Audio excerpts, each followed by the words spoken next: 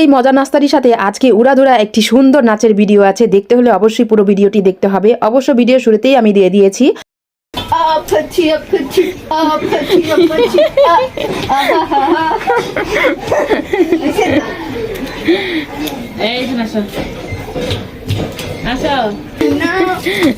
Tomorrow, but tonight go crazy. All is gonna do this with me. আমার আজকে এই মজার নাস্তাটি বানানোর আগে সাইরা সামিরা আরও এসে, যাই হোক ওর কথা আর নাই বললাম ওকে, তো এসে অনেক মজা করে সুন্দর করে সব তিনজন মিলেই নাচছিল।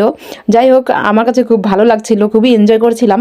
তো এদিকে আজকে কিন্তু আমি একটি মজার নাস্তা বানিয়ে ফেলবো। এই নাস্তাটি বানাতে হলে কিন্তু অবশ্যই ঘরের কিছু অল্প কিছু উপকরণ লাগবে, আর এগুলো সবার ঘরেই থাকে। ধনেপাতা, কাঁচামরিচ কুচি, পেঁয়াজ কুচি, আর এখানে আছে টমেটো।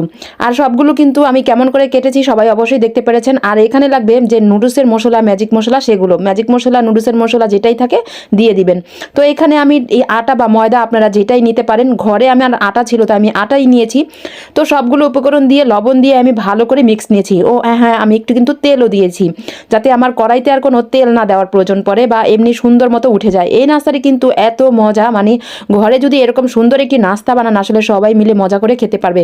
তো আমি চেষ্টা করি যে নতুন নতুন কিছু রেসিপি নিয়ে আসার জন্য সবসময়।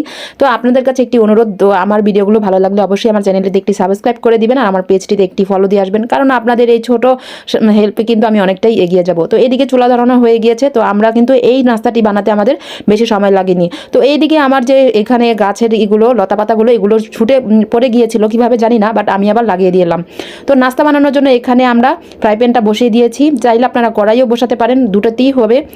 আমরা ফ্রাই প্যানে করেছি যাতে তাড়াতাড়ি হয়ে যায়, আর আমাদের বেশি সময় লাগেনি, অল্প কিছু সময়ই সব কিছু হয়ে গেছিলো। আমরা দুই বোন মিলে বানাচ্ছিলাম, আর পিছন থেকে যে নাচছিল সে ভিডিও করছিল।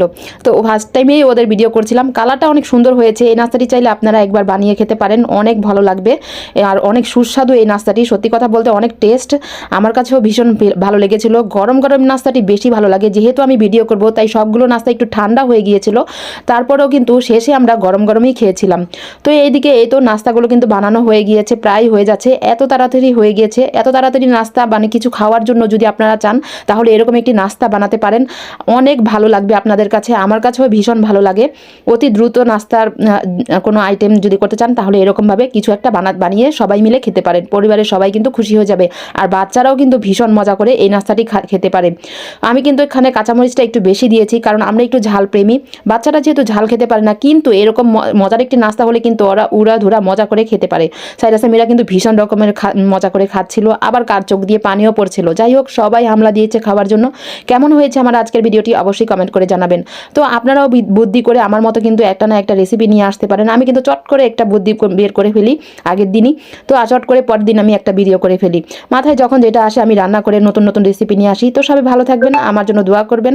আমার আজকের ভিডিওটি কেমন হয়েছে অবশ্যই সবাই কমেন্ট করে জানাবেন। হ্যাঁ, আপনারাও একবার ট্রাই করতে পারেন এই নাস্তাটি, অবশ্যই ভালো লাগবে। সবাই ভালো থাকবেন, সুস্থ থাকবেন, স্বপ্নের পথে পাশে থাকবেন, আর আমার জন্য দোয়া করবেন আমি যাতে অনেকটা এগিয়ে যেতে পারি। আল্লাহ হাফেজ।